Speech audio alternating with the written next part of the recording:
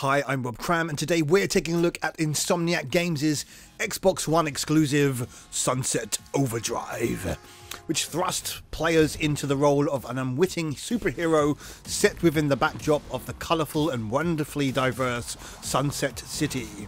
The story is somewhat irrelevant as the evil Fizzco unleashes its new energy drink to the masses, Overcharged Delirium XT, which in turn transforms the populace into a wide range of weird and scary looking mutants. There's few survivors, and with the city quarantined by way of an invisible wall means there's no immediate means of escape, and so it's battering down the hatches and fighting for survival. Except it's not like that at all, despite its seemingly obvious presentation. The you versus them approach is very much the mainstay of the game, where interactions with fellow survivors is a mere catalyst for performing various odd jobs around the city, with a shady end goal that doesn't really materialise fully. In a nutshell, players will be killing masses of mutants with a variety of homemade weapons.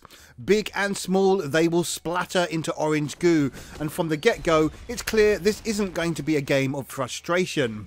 In fact, death does come fairly frequently when players are careless or get overrun, but it's something to be jostled and poked fun at rather than a hindrance, as the humorous respawn animations attest to, and are frankly a joy to watch. Players will simply be shooting up whilst gaining experience with individual weapons, cash for purchasing new items and clothing, and currency for levelling up perks. There's an ideal of players creating their own hero for the story, and whilst the options are limited, there's enough to put your own personal stamp on things. So if you want to run around in underwear and leg warmers as a glasses wearing femme fatale, then this is entirely possible if you so choose. More clothing items can be unlocked or purchased at any time in the game, and what's neat is being able to start from scratch at any time and swap to a male character if desired, or vice versa. What ties the gameplay so neatly together is how players move across the city, whereby walking or running is ill-advised and painfully slow considering the impressive verticality on offer. Players can grind rails, rooftops, power lines, you name it, and every other surface seems to enable bouncing to great heights or wall running. Add an aerial dash move and walking on water into the mix as you progress through the story, and the player is made to feel like a maestro amongst the excellently designed architecture. The freedom of movement is well met, and a constant challenge to see how high a combo can be maintained. Yet at the same time, there's never a dull moment as players tackle the mutants and other survivors who fight each other and roam every nook and cranny. There's much emphasis on using one's surrounding during combat, where grinding and shooting, for example, is much more stylish than merely walking on foot and letting rip. There's a constant opportunity to keep moving, shooting and killing whilst looking good, making each encounter thrilling and engaging. However, if there's one major gripe with the game, aside from the fact that being powerful makes the game less challenging, is how repetitive everything is. The gameplay can easily be summed up as jump, grind, bounce and shoot. There's an interjection of the story, side quests, challenges and collectibles to gun for, but ultimately involve the same actions. There's a bit of variety with the tower defense style minigames that litters the story, where traps can be placed before fending off waves of mutants, but again this relies on the same repeated mechanic as the rest of the game. In terms of visuals, Sunset City is a vibrant and visually pleasing playground for exploration, with themed zones making each area distinctive from each other. There's some good use of colour and lighting, although it's a shame we don't get to see the city during the later hours of the day. Gameplay is smooth at all times, including when there's an abundance of characters on screen, which is great. The design and overall presentation can't be faulted either, and is simply well suited to the grinding jumping mechanic the game so gleefully employs.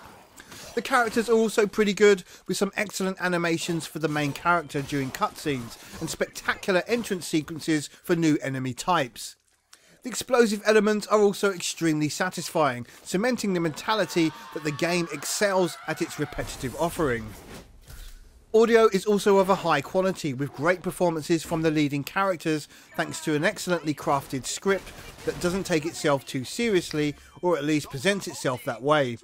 With numerous jokes about game design and some breaking of the fourth wall, makes for a welcome change and one that gives the game its unique edge. Music is typically grungy, filled with rock guitars and fast beats, which complement the street presentation, and sound effects are mastered here without fault. Gamers will get a fair number of hours from Sunset Overdrive, even once the main story has been bested, as there's an abundance of extras to undertake. There's options to replay any missions again at any time, with the added bonus of ranking up on global leaderboards. Sunset City is simply filled with content to mess around with, so if players are looking to max out the game, they will easily get their money's worth and beyond. On top of roaming the city solo, there's an online co-op mode which allows groups of up to 8 players to team up and take on the Mutants. Fun, this isn't a replacement for online free roam, which can only be wished for at present and hopefully will be added at a later date. Sunset Overdrive is a colourful, easy to play, foul-mouthed, cocky brat of a game, which relies on a single trick to see it through. The fact that that single trick is actually so well polished means you'll want to see it over and over, is a testament of how good a job Insomniac has done with their creative design process, making a cool and enticing game players can dive in and have fun with in small or large doses. Whilst the story is somewhat overlaced with gags to be engaging, the traversal and combative elements are top notch and a joy to play.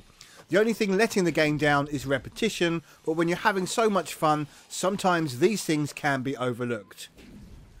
Sunset Overdrive scores 8.5 out of 10. I'm Rob Cram. Thanks for watching.